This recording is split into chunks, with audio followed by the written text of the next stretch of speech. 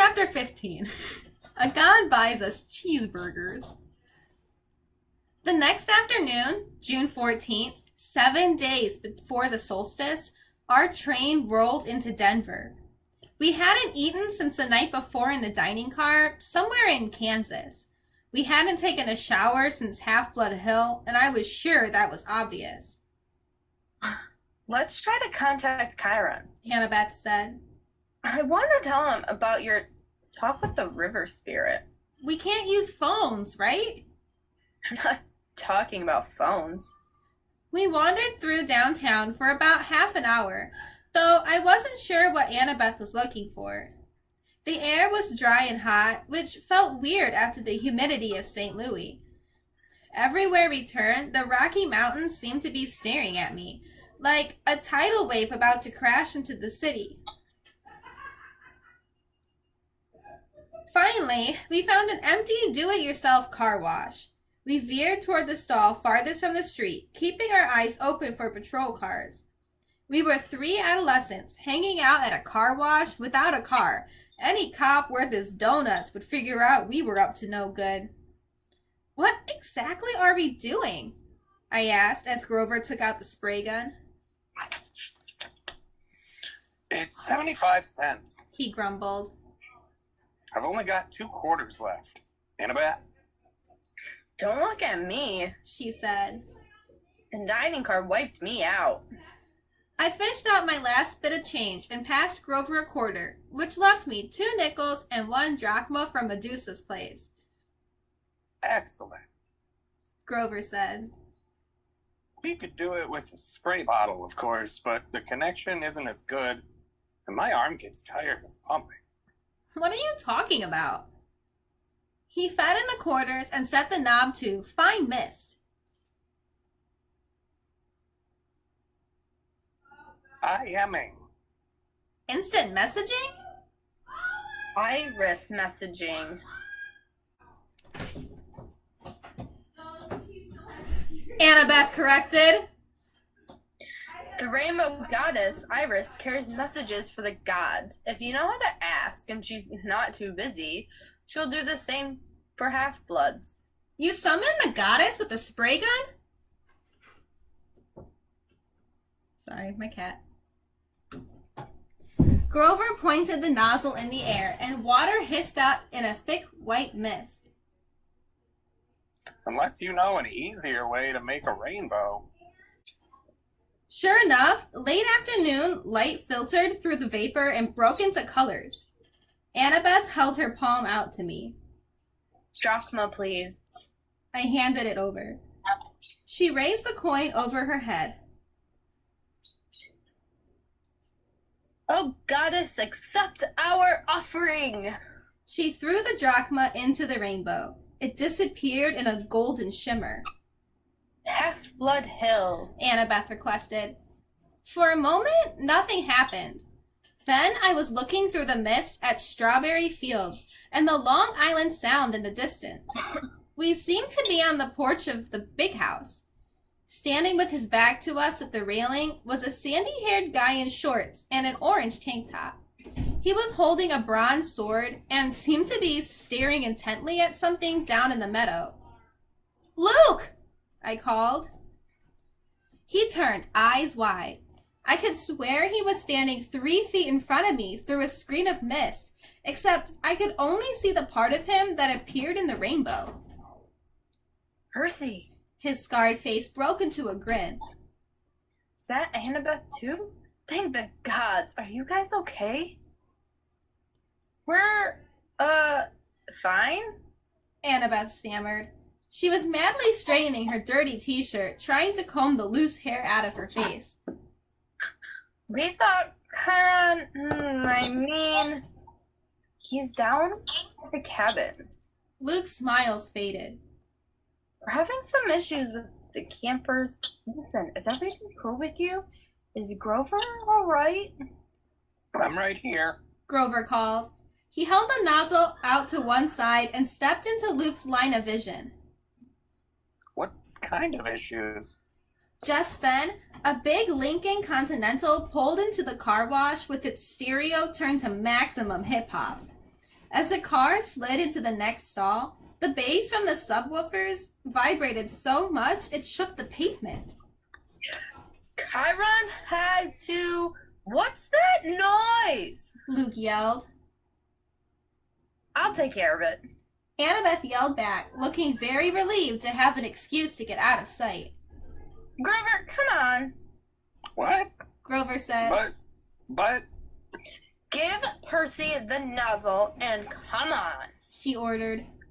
Grover muttered something about girls being harder to understand than the Oracle at Delphi. Then he handed me the spray gun and followed Annabeth. I readjusted the hose so I could keep the rainbow going and still see Luke. Chiron had to break up a fight. Luke shouted to me over the music. That was not shouting. Luke whispered to me over the music. Okay, let's try that again. Chiron had to break up a fight. Luke shouted to me over the music. Things are pretty tense here, Percy.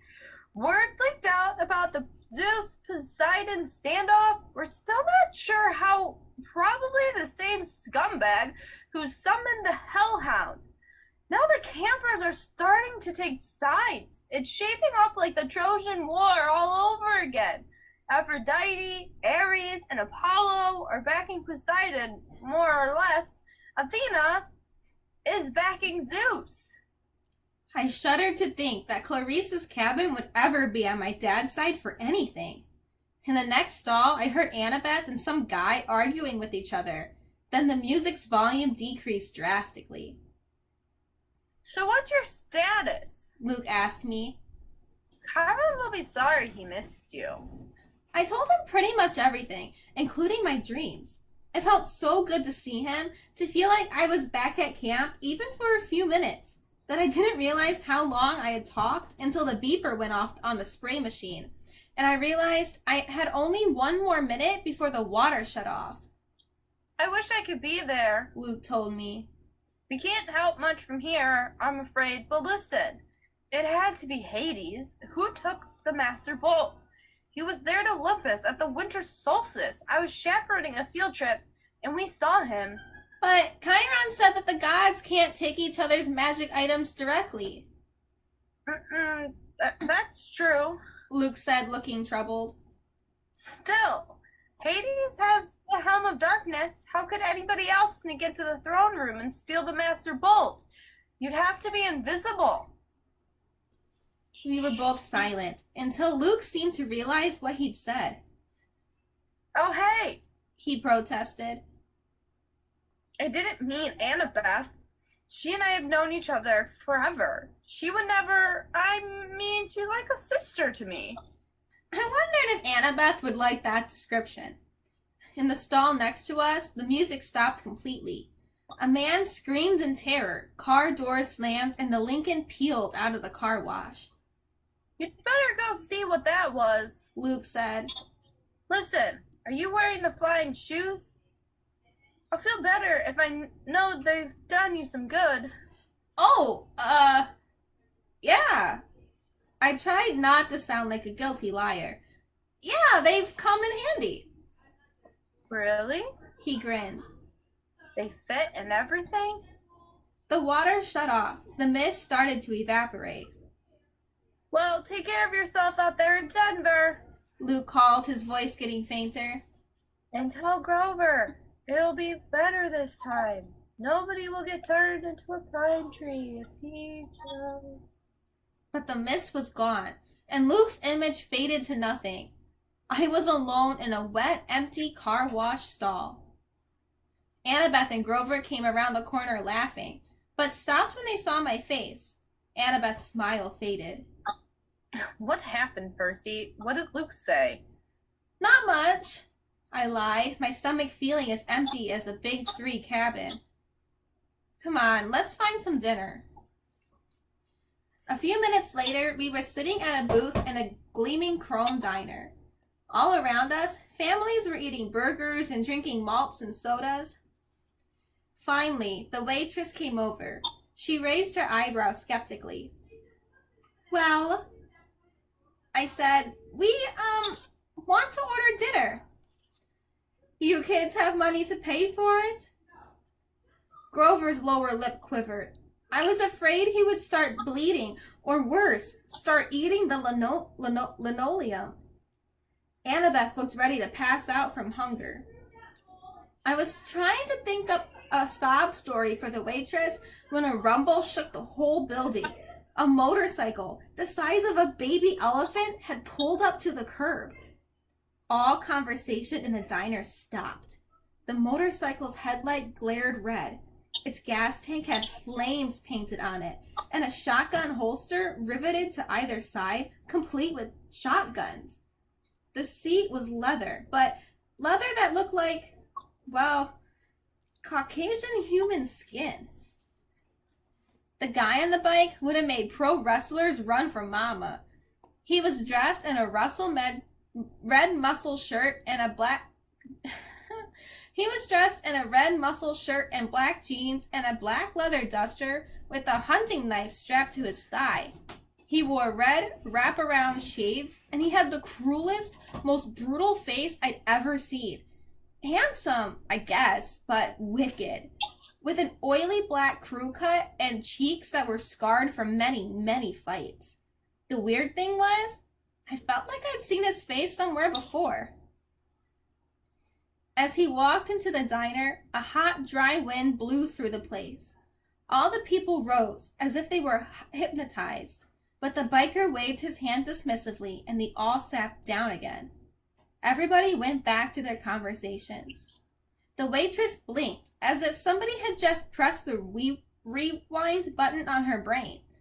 She asked us again, "You kids have money to pay for it?" The biker said, what did I say his voice? Bro. It's on me. He slid into our booth, which was way too small for him, and crowded Annabeth against the window. He looked up at the waitress, who was gaping at him, and said, "Are you still here?" He pointed at her, and she stiffened. She turned as if she'd been spun around, then marched back toward the kitchen. The biker looked at me. I couldn't see his eyes behind the red shades, but bad feelings started boiling in my stomach. Anger, resentment, bitterness. I wanted to hit a wall. I wanted to pick a fight with somebody. Who did this guy think he was? He gave me a wicked grin. "So, you're old Seaweed's kid, huh?" I should have been surprised or scared, but instead, I felt like I was looking at my stepdad, Gabe. I wanted to rip this guy's head off.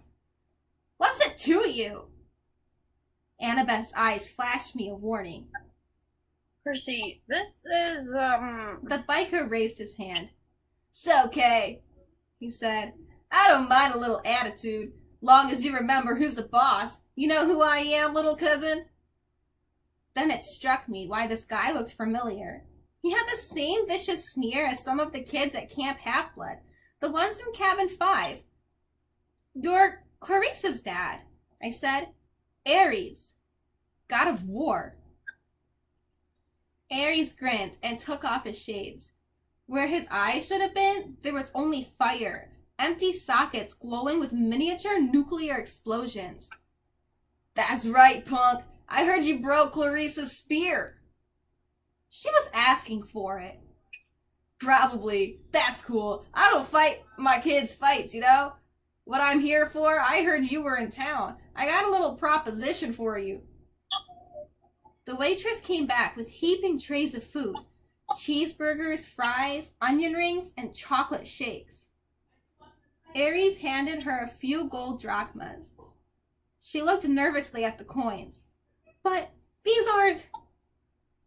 Ares pulled out his huge knife and started cleaning his fingernails. "Problem, sweetheart?" The waitress swallowed, then left with the gold. "You can't do that," I told Ares. "You can't just threaten people with a knife." Ares laughed. "Are you kidding? I love that..." I lost the voice. Try again. "Are you kidding? I love this country. Best place in Sparta. Nope, I can't do it. Bro, I'm so sad. Don't you carry a weapon, punk? You should. Dangerous world out there. Which brings me to my proposition. I need you to do me a favor. What favor could I do for a god? Something a god doesn't have time to do himself. It's nothing much. I left my shield at an abandoned water park here in town. I was going on a little date with my girlfriend. We were interrupted. I left my shield behind. I want you to fetch it for me. I'm so sad about this guy's voice. Why don't you go back and get it yourself? The fire in his eye sockets glowed a little hotter. Why don't I turn you into a prairie dog and run you over with my Harley? Because I don't feel like it. A god has given you an opportunity to prove yourself, Percy Jackson. Will you prove yourself a coward? He leaned forward. Or maybe you only fight when there's a river to dive into so your daddy can protect you. I wanted to punch this guy, but somehow I knew he was waiting for that. Ares' power was causing my anger. He'd love it if I attacked. I didn't want to give him the satisfaction. We're not interested, I said. We've already got a quest. Ares' fiery eyes made me see things I didn't want to see. Blood and smoke and corpses on the battlefield. I know all about your quest, punk. When that item was first stolen, Zeus sent his best out looking for it. Apollo, Athena, Artemis, me, naturally. If I couldn't sniff out a weapon that powerful. He licked his lips as if the very thought of the Master Bolt made him hungry. Well, if I couldn't find it, you've got no hope. Nevertheless, I'm trying to give you the benefit of the doubt. Your dad and I go way back. After all, I'm the one who told him I was suspicious about old corpse breath. You told him Hades stole the boat? Sure. Framing somebody to start a war, oldest trick in the book. I recognized it immediately. In a way, you got me to thank for your little quest. Thanks, I grumbled. Hey, I'm a generous guy. Just do me a little job, and I'll help you on your way. I'll arrange a ride west for you and your friends. We're doing fine on our own. Yeah, right. No money, no wheels, no clue what you're up against. Help me out, and maybe I'll tell you something you need to know. Something about your mom. My mom? He grinned. That got your attention. The water park is a mile west on Delancey. You can't miss it. Look for the Tunnel of Love ride. What interrupted your date? I asked. Something scare you off?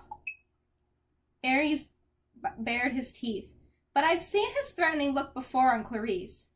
There is something false about it, almost like he was nervous. You're lucky you met me, punk, and not one of the other Olympians. They're not as forgiving of rudeness as I am. I'll meet you back here when you're done. Don't disappoint me. After that, I must have fainted or fallen into a trance because when I opened my eyes again, Ares was gone. I might have thought the conversation had been a dream, but Annabeth and Grover's expression told me otherwise. Not good. Grover said. Ares sought you out, Percy. This is not good. I stared out the window. The motorcycle had disappeared. Did Ares really know something about my mom, or was he just playing with me? Now that he was gone, all the anger had drained out of me. I realized Harry must love to mess with people's emotions. That was his power, cranking up the passion so badly they clouded your ability to think. It's probably just some kind of trick, I said. Forget Ares, let's just go. We can't, Annabeth said. Look, I hate Ares as much as anybody, but you don't ignore the gods unless you want serious bad fortune. He wasn't kidding about turning you into a rodent. I looked down at my cheeseburger, which suddenly didn't seem so appetizing. Why does he need us? Maybe it's a problem that requires a brain, Annabeth said. Ares has strength, and that's all he has. Even strength has to bow to wisdom sometimes. But this water park, he acted almost scared. What would make a god of war run away like that? Annabeth and Grover glanced nervously at each other. Annabeth said, I'm afraid we'll have to find out.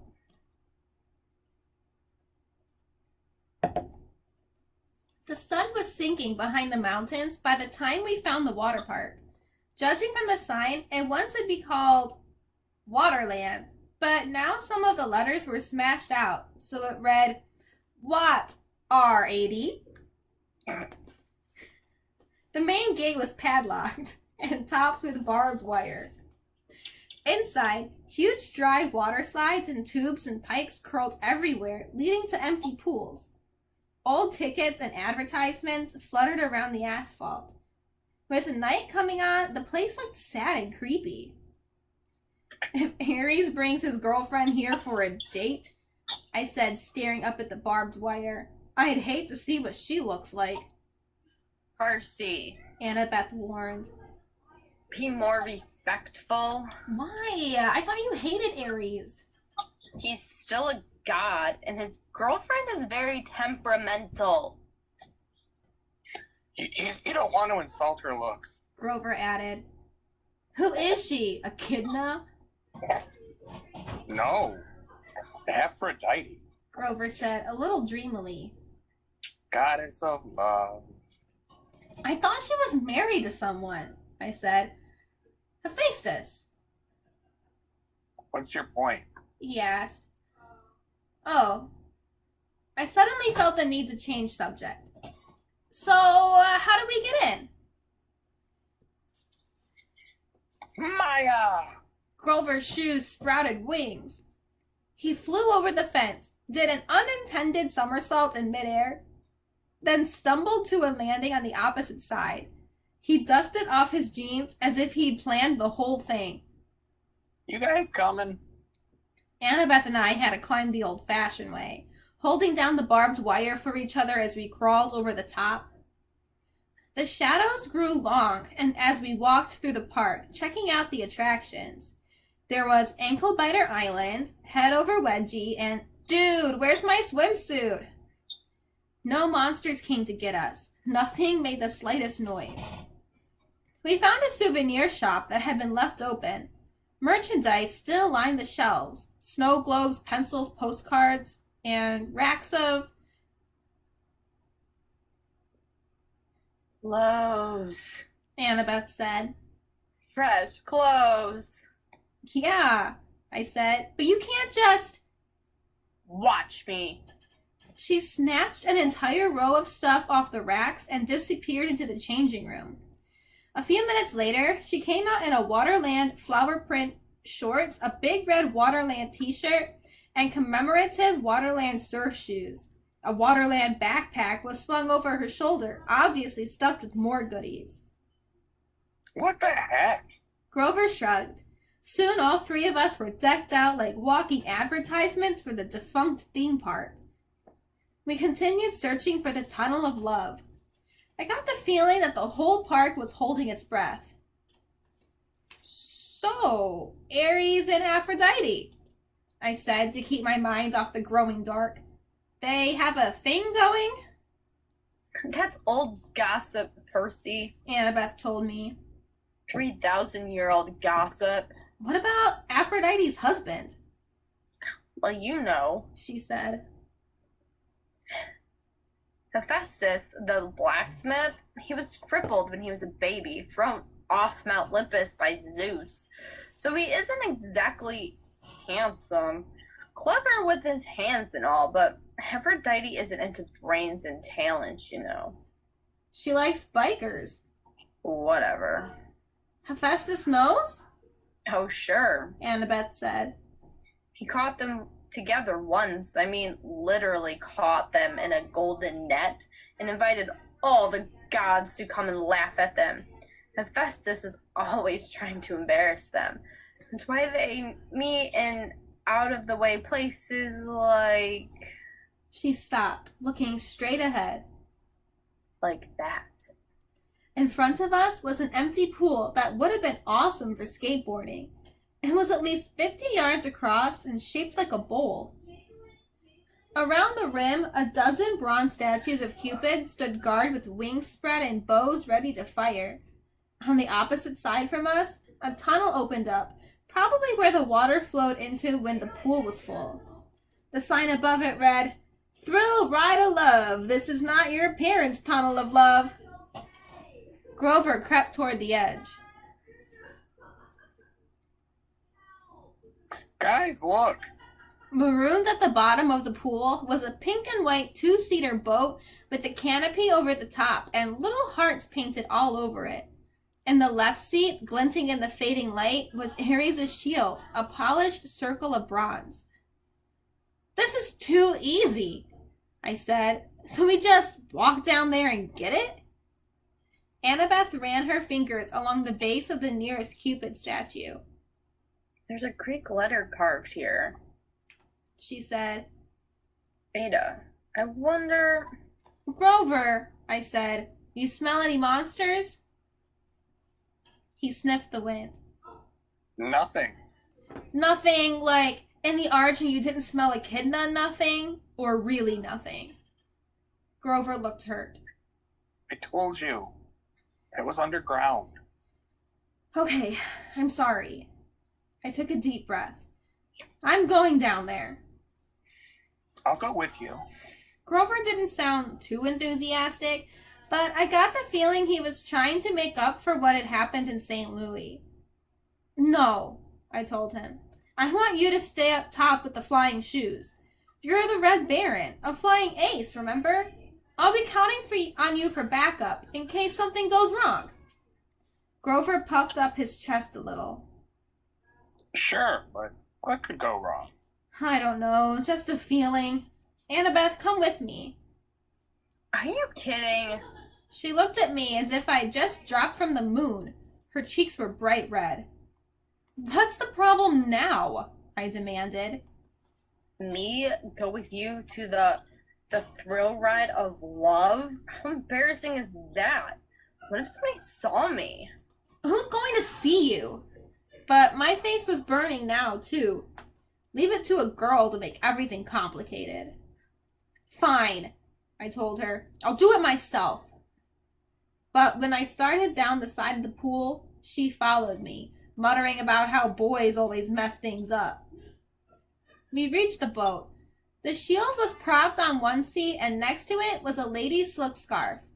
I tried to imagine Ares and Aphrodite here, a couple of gods meeting at a junked-out amusement park ride. Why? Then I noticed something I hadn't seen from up top. Mirrors all the way around the rim of the pool, facing the spot. We could see ourselves no matter which direction we looked. That must be it. While Ares and Aphrodite were smooching with each other, they could look at their favorite people. Themselves. I picked up the scarf. It shimmered pink, and the perfume was indescribable. Rose or mountain laurel. Something good. I smiled, a little dreamy, and was about to rub the scarf against my cheek when Annabeth ripped it out of my hand and stuffed it in her pocket. Oh, no, you don't. Stay away from that love magic. What? Just get the shield, seaweed brain, and let's get out of here. The moment I touched the shield, I knew we were in trouble. My hand broke through something that had been connecting it to the dashboard. A cobweb, I thought, but then I looked at a strand of it on my palm and saw it was some kind of metal filament, so fine it was almost invisible. A tripwire. Wait. Annabeth said. Too late. There's another Greek letter on the side of the boat, another Ada. This is a trap. Noise erupted all around us, a million gears grinding, as if the whole pool was turning into one giant machine. Grover yelled, Guys! Up on the rim, the Cupid statues were drawing their bows into firing position. Before I could suggest taking cover, they shot, but not at us. They fired at each other across the rim of the pool. Silky cables trailed from the arrows, arcing over the pool and anchoring where they landed to form a huge golden asterisk. Then smaller metallic threads started weaving together magically between the main strands, making a net. "We have to get out," I said. Duh. Annabeth said. I grabbed the shield and we ran, but going up the slope of the pool was not as easy as going down. Come on! Grover shouted. He was trying to hold open a section of the net for us, but wherever he touched it, the golden thread started to wrap around his hands. The Cupid's heads popped open. Out came video cameras. Spotlights rose up all around the pool, blinding us with illumination, and a loudspeaker voice boomed. "Live to Olympus in 1 minute, 59 seconds, 58. Hephaestus! Annabeth screamed. I'm so stupid. Ada is H. He made this trap to catch his wife with Ares. Now we're going to be broadcast live to Olympus and look like absolute fools. We'd almost made it to the rim when the rows of mirrors opened like hatches and thousands of tiny metallic things poured out. Annabeth screamed. It was an army of wind-up creepy crawlies, bronze gear bodies, spindly legs, little pincher mouths, all scuttling towards us in a wave of clacking, whirling metal. Spiders, Annabeth said. Spiders. I'd never seen her like this before. She fell backward in terror and almost got overwhelmed by the spider robots before I pulled her up and dragged her back toward the boat. The things were coming out from all around the rim now, millions of them, flooding toward the center of the pool, completely surrounding us. I told myself they probably weren't programmed to kill, just corral us and bite us and make us look stupid. Then again, this was a trap meant for gods. And we weren't gods.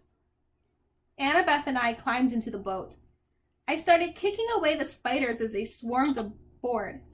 I yelled at Annabeth to help me, but she was too paralyzed to do much more than scream. 30, 29, called the loudspeaker. The spiders started spitting out strands of metal thread, trying to tie us down. The strands were easy enough to break at first, but there were so many of them, and the spiders just kept coming. I kicked one away from Annabeth's leg, and its pincers took a chunk out of my new surf shoe. Grover hovered above the pool in his flying sneakers, trying to pull the net loose, but it wouldn't budge. Think, I told myself. Think. The tunnel of love entrance was under the net. We could use it as an exit, except that it was blocked by 1,000,000 robot spiders. 15, 14, the loudspeaker called. Water, I thought. Where does the ride's water come from? Then I saw them. Huge water pipes behind the mirrors where the spiders had come from. And above the net, next to one of the Cupids, a glass-windowed booth that must be the controller station. Grover! I yelled. Get into that booth! Find the on switch!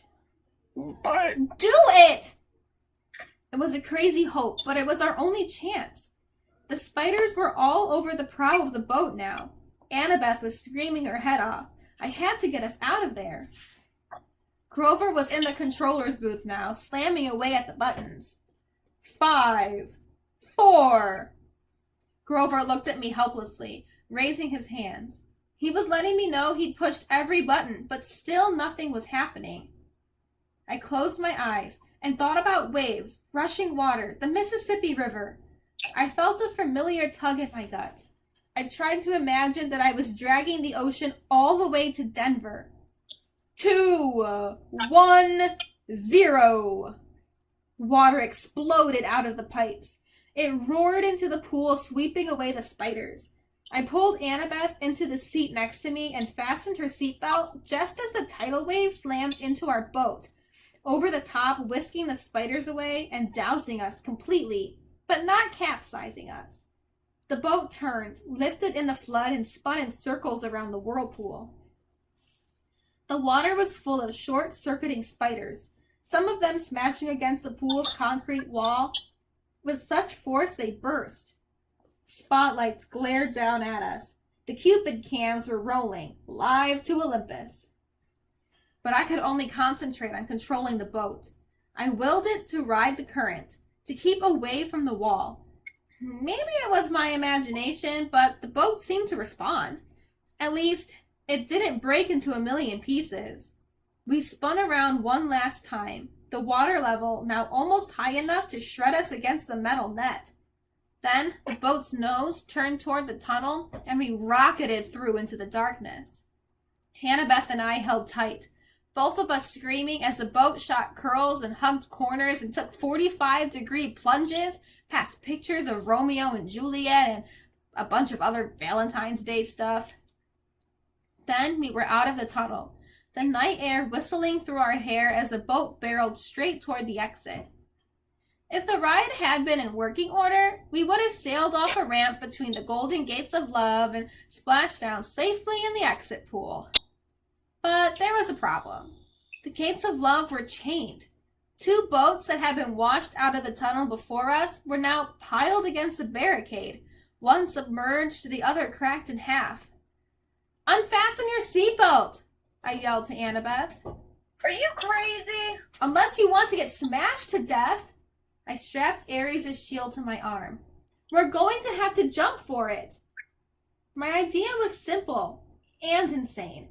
As the boat struck, we would use its force like a springboard to jump the gate. I heard of people surviving car crashes that way, getting thrown 30 or 40 feet away from an accident. With luck, we would land in the pool. Annabeth seemed to understand. She gripped my hand as the gates got closer. "On my mark," I said. No, on my mark. "What?" Simple physics. she yelled. Force times the trajectory angle. "Fine," I shouted. "On your mark." She hesitated, then yelled, Now! "Crack!" Annabeth was right. If we jumped when I thought we should have, we would have crashed into the gates. She got us maximum lift. Unfortunately, that was a little more than we needed. Our boat smashed into the pileup, and we were thrown into the air, straight over the gates, over the pool, and down towards solid asphalt. Something grabbed me from behind. Annabeth yelled, Ouch! "Grover!" In midair, he had grabbed me by the shirt and Annabeth by the arm and was trying to pull us out of a crash landing, but Annabeth and I had all the momentum. You're too heavy. Grover said. We're going down. We spiraled toward the ground, Grover doing his best to slow the fall.